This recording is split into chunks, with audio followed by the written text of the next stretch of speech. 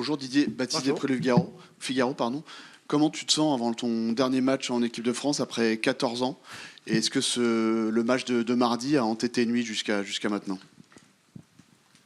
Je me sens dans ma responsabilité par rapport au match qu'on a. C'est pas un match amical, c'est pas celui qu'on aurait préféré, mais il est là. Il y a une troisième place, donc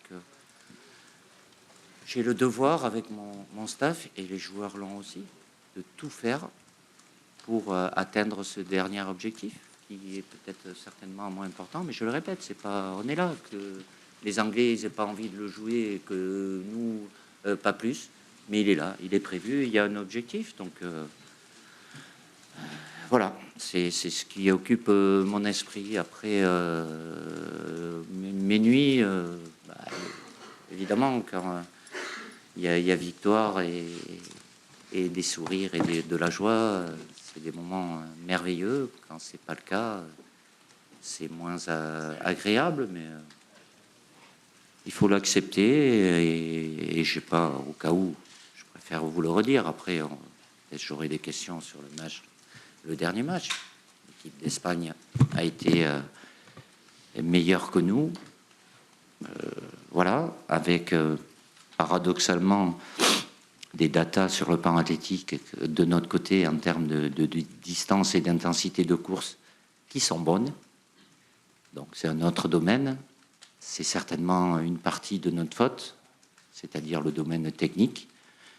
Et c'est sans doute aussi la faute, pas la faute, mais due à la qualité de cette équipe espagnole qui a hissé le curseur. Et l'un dans l'autre a fait que, voilà, l'Espagne s'est qualifiée et pas nous. Et la déception, elle est à la hauteur des ambitions qu'on avait légitimement. Voilà, mais voilà, il faut l'accepter. Il y a ce match-là qui nous attend. Et puis après, vacances. Ils en ont besoin. Moi aussi. Bonjour Didier, Jean-Louis Tour, RMC Ouais. Sport. Est-ce que sur ce match de l'Espagne, vous avez des regrets, des choses qui auraient pu être faites différemment? Regrets, c'est-à-dire sur les choix, j'ai des décisions à prendre, j'en ai prises. Notamment, je peux peut-être y revenir parce que derrière cette question, je vous connais, donc je sais qu'il y a d'autres questions. Adrien Rabiot, déjà la blessure de William Saliba. Évidemment, elle est problématique. Déjà là aussi, il y a des examens qui ont été faits. Sa blessure ne s'est pas aggravée. Il a ça depuis, malheureusement pour lui, le mois de mars. Donc il a géré, il a serré les dents. Et à un moment, c'est la capacité à supporter la douleur. Et là, la douleur, malheureusement pour lui et pour nous, elle était à un degré qui n'était pas supportable. Puis vient Adrien. Alors je vais faire peut-être un peu long. J'aime bien faire long. Déjà, la relation que j'ai avec les joueurs, Adrien et les autres, à la première pause fraîcheur, il vient me voir, il me dit « Coach, je ne peux plus jouer normalement, je ne peux plus faire mon jeu. Excusez-moi de pouvoir comprendre parce que j'étais joueur et je me suis retrouvé dans 2 situations, 2 demi-finales avec un carton jaune sur la tête. Aujourd'hui, ce n'est pas le cas parce que c'est nettoyé. Et je m'en rappelle, même si ça date, de par mon poste, quand vous êtes milieu de terrain, le jeu il est à 360 degrés. Hein. Ça peut venir de partout. Hein. Attaque, défense. Voilà. Adrien a eu je lui ai dit, gère, évite de laisser traîner le pied parce que ça peut amener... Il y a eu une action où c'est pas passé loin. Et pour revenir à ce que je venais de vous dire, je les ai fait ces matchs-là, mais j'étais l'ombre de moi-même. Hein. Parce que tout le temps avec le frein en main, l'épée de Damoclès sur la tête, je vais me priver d'un des joueurs qui était le plus en forme sur ce match-là. Après, il y a l'évaluation des risques qu'il y a aussi, les fenêtres de changement. À la mi-temps, ça compte pas. Être à 10, voilà, j'aurais pu faire les choses différemment, oui. Je ne sais pas comment ça se serait passé, mais il y a bien longtemps que je ne me pose pas la question de savoir si j'avais. J'ai choisi avec ce que je pensais sur le moment, avec les éléments, mon vécu aussi, et en tenant compte de tout ce que j'ai, que vous pouvez pas tout avoir non plus. Après, ça laisse de la place à de l'interprétation. Voilà, c'est comme quand j'ai posé la question, je vais sortir, je parle beaucoup, sur l'arbitrage, mais pas en cause. Je dis juste, je pose une question, mais c'est pas l'arbitre qui nous a fait perdre. Après qu'il y ait des décisions, chacun aura sa propre analyse, interprétation. Je vais pas dire c'est l'arbitre qui nous a éliminés contre l'Espagne. J'ai jamais ça en tête. Mais il y a des décisions qui auraient pu être différentes. Et en étant joueur, et je l'ai été, je sais très bien les conséquences que ça peut avoir. C'est tout. Mais la première analyse, c'est ils ont été meilleurs, ils méritent. L'Argentine, oui, les deux équipes. Les deux équipes méritent d'être en finale. Pourquoi ? Parce qu'ils ont battu tous leurs adversaires. Comme nous, pour en arriver là, ben on mérite. On mérite parce qu'on a battu ce qui était à face de nous. Et là, on a un dernier adversaire, l'Angleterre, demain. J'ai fait long, pardon. Bonjour Didier, Bonjour. de Gand, l'équipe. Tu dis que demain c'est donc le dernier objectif à atteindre. Ouais. Ibrahima Konaté, juste avant toi, semblait s'inquiéter un petit peu de la composition d'équipe. Est-ce que tu vas faire S'inquiéter ? tourner... Non, il ne s'inquiète pas, Ibou. Est-ce que tu vas faire tourner oui. massivement ou est-ce que tu vas laisser des titulaires Écoutez, je ne vais pas rentrer dans le détail. Je sais que c'est toujours ce que vous intéresse à la veille du match. Et de toute façon, au bout de 17 minutes d'entraînement, vous saurez qui commencera ou pas de l'entraînement de cet après-midi. J'ai des discussions avec tous les joueurs. Entre ceux, voilà, ils n'ont jamais... La seule chose qui est importante pour moi, c'est qu'il n'y a personne qui va jouer par défaut. Ces 26 joueurs-là, je les ai choisis. Et j'aurais pu en choisir d'autres. Alors, s'ils ont peu joué ou pas joué, moi, je me mets ce devoir-là, en tant que sélectionneur et avec mon staff, de tout faire pour atteindre l'objectif. J'espère qu'on y arrivera, mais l'important, c'est de tout faire. Et les joueurs, c'est pareil. Alors après, je sais, il y a le mot qui date depuis des... Je ne sais pas quand, il a été créé, là, les fameux... Coiffeur, il n'y a pas de coiffeur, c'est un match. Voilà. Et donc, avec les éléments que j'ai, il y a certains qui ne peuvent pas, il y en a d'autres, de par leur citation particulière aussi, mais je ne veux pas rentrer là-dedans parce que je ne veux pas trahir les discussions que je peux avoir avec les joueurs. Donc, je vais faire tourner massivement, c'est à partir de combien ? Je n'ai pas encore tous les éléments, mais oui, je serai amené, déjà parce que il y en a qui ne peuvent pas, et après pour... d'autres raisons que je comprends aussi et qui m'amèneront à faire des choix de départ. Bonjour Didier, Philippe Sansfourche pour RTL. Oui. Je vais revenir sur le match de l'Espagne. Avec le recul, la réflexion, est-ce que c'est la théorie du jour 100 qui prédomine ou est-ce que nous tous, beaucoup de gens, depuis des semaines, des mois, se disaient cette équipe très emballante avec ses 4 offensifs, elle peut battre la terre entière, mais peut-être pas l'Espagne. Est-ce qu'avec le recul, on se dit que cette équipe, ce match devait être joué contre l'Espagne, est-ce que ce serait toujours avec 4 offensifs ? Vous avez le droit de vous poser toutes les questions, d'avoir des théories que je respecte. C'est important de respecter. Après, le problème n'est pas là. Puisque les Espagnols, ils ont bien joué avec 4 offensifs aussi, les Argentins jouent...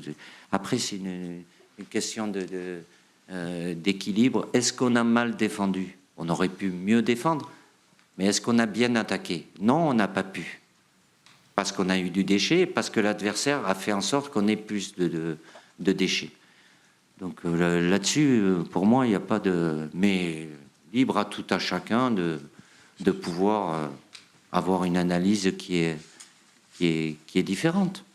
Parce que je le répète encore, mais des fois on a du mal peut-être à m'entendre.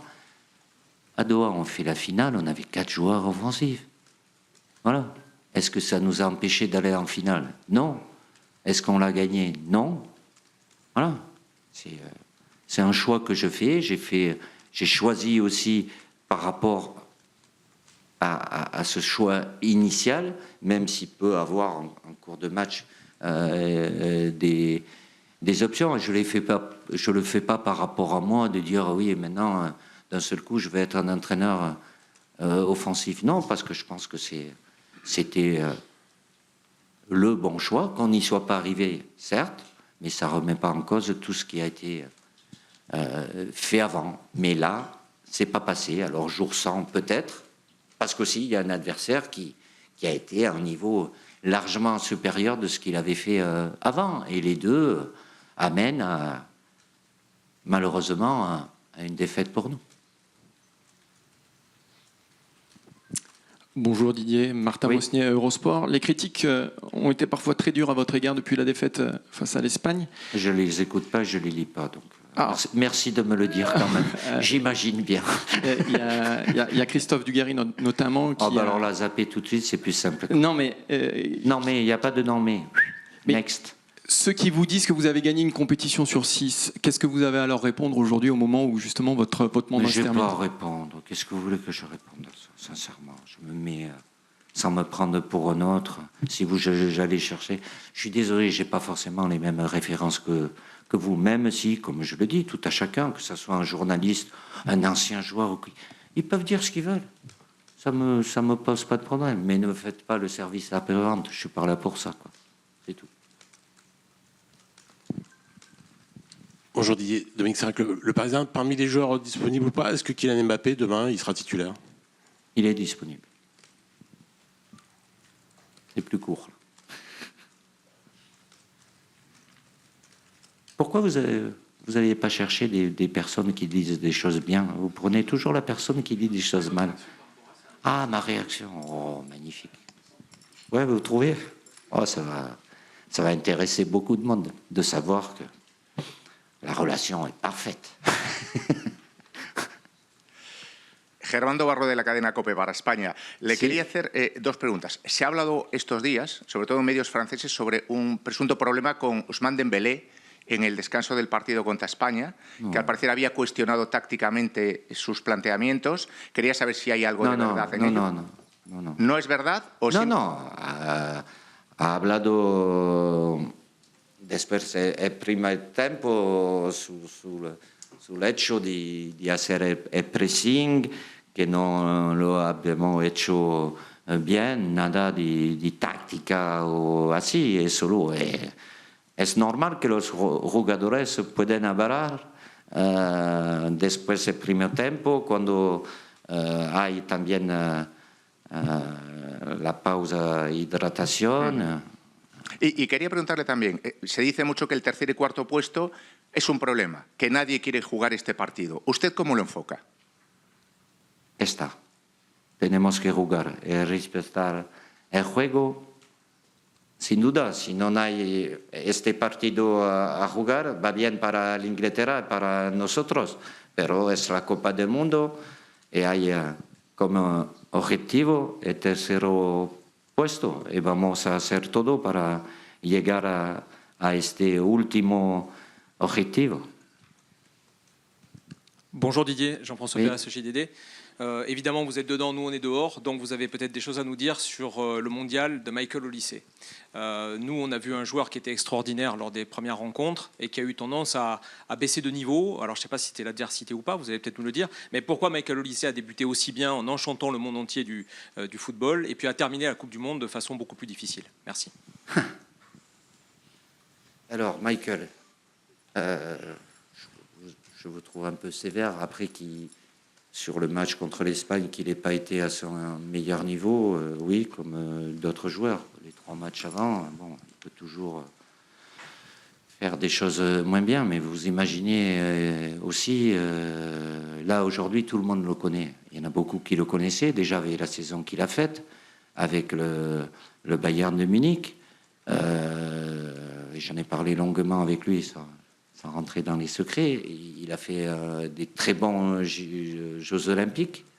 Les 5-6 premiers matchs avec nous, vous n'avez pas été tendre avec lui. Hein, et ça met du temps des fois. Et il est encore, malgré tout, dans une marge de progression. Ce qu'il est capable de faire aujourd'hui par rapport à ce qu'il faisait, est-ce qu'il sera meilleur? Bien sûr qu'il sera encore meilleur. Est-ce que Désiré Doué, qui est un formidable joueur, qui a 21 ans, qui fait sa première Coupe du Monde, ça va lui servir? Bien sûr. Bien sûr, parce que, bon, après, là, vous vous foutez de moi. Enfin, non, personne ne se fout de moi. Mais le fait de dire oh, il y a l'événement, le côté émotionnel aussi, qui a son impact. Tout dépend des caractères et des personnalités aussi. Mais s'il y a bien un joueur, parce que les autres, ils étaient déjà mis en lumière, mais lui, ce mondial le fait. Et tant mieux, il le mérite. En plus, humainement, c'est tellement une bonne personne. Et il sera, je l'ai vu, sans vouloir. Voilà, je vais vous donner un exemple. Entre son match aller contre le Paris Saint-Germain et le match retour. Ouais, d'accord. Mais ça va lui servir aussi. Et ce qu'il a fait avec nous, ben, il est censé aller encore. Et déjà, ce qu'il a fait beaucoup. Après, des fois, ça coince. Parce qu'il y a l'adversaire aussi. Et je sais trop bien ce que c'est. Et des fois, ça met plus de temps. Je vais vous reprendre un exemple. Upamecano, aujourd'hui, c'est le monstre. Je l'appelle le petit monstre. Mais il a fallu des fois, ça prend un peu de temps. Hein. C'est pas comme ça. On dit le poids du maillot. Ouais, il faut si un jour c'est tout le malheur que je vous souhaite, vous avez le privilège et la fierté de pouvoir le porter. Vous verrez ce que c'est entre vouloir le porter et y être et avoir un environnement aussi avec, évidemment, je le répète, un côté émotionnel. C'est une demi-finale de Coupe du Monde. Bonjour, Anthony Clément de l'équipe. Oui. Vous avez dit que Kylian Mbappé était disponible. Est-ce que c'est un levier de motivation pour vous de pouvoir le mettre dans les meilleures conditions pour qu'il devienne meilleur buteur de la compétition? Est-ce que c'est quelque chose qu'on peut activer alors que justement par ailleurs il n'y a pas d'énormes leviers de motivation pour certains joueurs? Il y a toujours des leviers de motivation, pour toujours, parce que vous ferez une analyse par rapport à ce qu'ils feront, ceux qui seront sur le terrain. Même si moi j'en tiendrai pas compte, puisque ça ne me concernera pas. Mais Kylian, il n'a pas besoin de levier. Après qu'il ait cet objectif individuel, il me semble légitime aussi. Il peut avoir aussi d'autres choses dans la tête, mais qui amènent à prendre des décisions. Mais de par ce qui a été fait, voilà. Ça sera la fin, c'est le clap de fin, mais c'est pas un match anonyme. Ça changera pas leur vie, bien évidemment, mais c'est un match, voilà. Et je vous en prends rien, il vaut mieux finir 3e que 4e. Donc je vous le répète, moi le premier, avec mon staff, on va tout faire pour faire en sorte d'atteindre cet objectif. Et Kylian en tant que capitaine aussi. Bonjour Didier, Xavier Montferrand de Radio France. Malgré la déception et indépendamment de vos choix et de la composition pour ce match, pour prolonger un petit peu la question de mon confrère, comment on motive ces joueurs pour un match qu'ils n'imaginaient pas jouer, et le groupe, et sur quoi on appuie ou qu'est-ce qu'on leur dit? Alors évidemment vous aurez votre discours et c'est dans l'intimité du vestiaire, mais je parle beaucoup avec eux aussi, individuellement et collectivement. Qu'est-ce qu'on leur dit en fait? Voilà, moi je pars du principe, ok, c'est difficile, on va pas se plaindre. Il y en a combien qui sont rentrés? Il y en a 44 avant la demi-finale. Donc on est là, on n'a pas le match qu'on voulait avoir, on espérait avoir, mais on en a un. Voilà. Et il y a un devoir, quand on porte ce maillot-là, je l'ai dit, ça remonte, hein, à août certainement 2012. On a des devoirs. Quand on vient en équipe de France, c'est pas pour recevoir, on a des devoirs. Moi, je le mets à mon staff, et les joueurs doivent l'avoir. C'est pas parce que, et je vais pas anticiper, je sais pas, on va tout faire pour que ça se bien. Et ce devoir-là, il est là, parce qu'il y a une responsabilité de porter ce maillot-là par rapport à tous les millions de Français, de Françaises qui sont derrière nous, qui ont vibré, qui ont été déçus aussi, pour la jeune génération. Voilà, c'est pas une question d'exemple, mais moi j'ai toujours considéré que quand on vient là, je suis venu pendant 25 ans, c'est des devoirs d'abord. Et là, on a ce devoir-là, comme à chaque fois. Même si c'est un match en bois, pas celui-là, mais un match amical ou quoi que ce soit, on a ce devoir-là et cette responsabilité-là.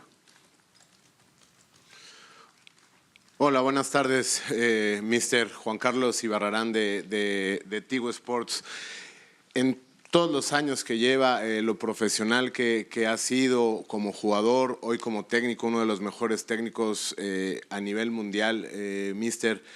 ¿Usted cree que, digo, a pesar de no estar jugando la final y todo esto, estar jugando un tercer lugar, cree que Mbappé sea hoy el mejor jugador en la historia de Francia, Mister?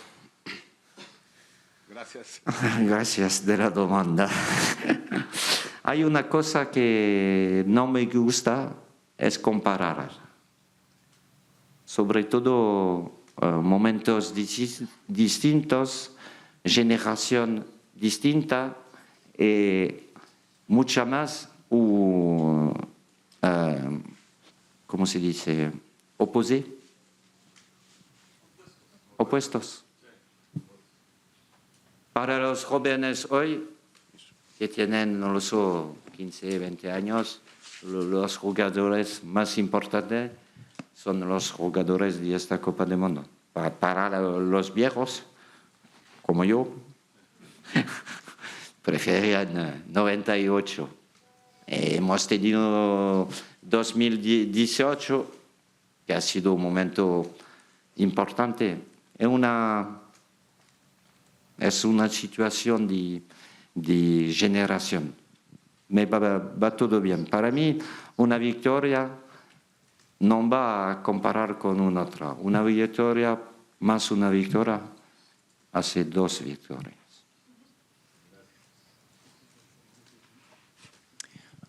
Bonjour Didier, Léo Huisman de l'agence France Presse.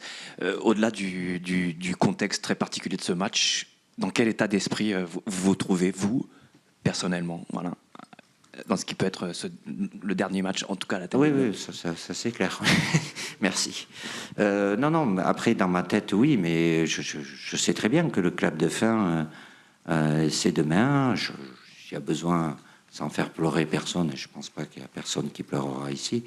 Je sais que l'équipe de France va me manquer, mais j'ai eu le privilège pendant 15 ans d'être là-haut avec ce maillot, à connaître des moments magnifiques, des moments plus difficiles.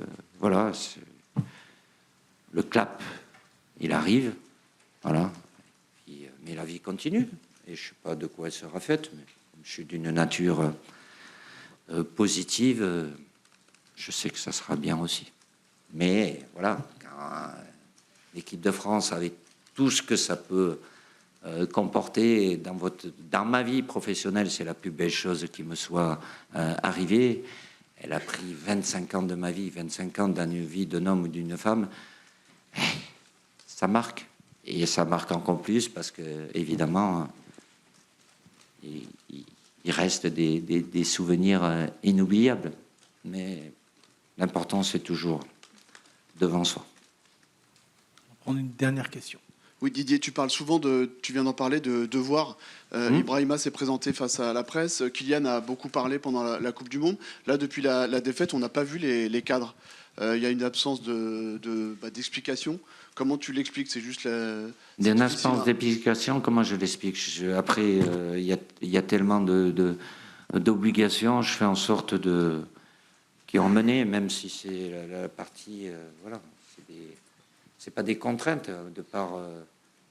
j'en veux pas à la FIFA, bien évidemment, mais voilà, ça amène à aussi par moment... pour venir, repartir, c'est compliqué. Que Kylian et les cadres, ils sont là, ils assument leur rôle. Après, par rapport à vous, je suis désolé. Est-ce qu'ils sont là pour donner des explications? Je ne gère pas toutes les obligations après-match et quotidiennes qu'il y a, qui sont importantes, mais on fait en sorte d'y répondre. Ah bon, je sais pas, Kylian y était, alors peut-être pas avec vous, je sais pas après, s'ils doivent... Ah oui, et je sais pas après, il y en a...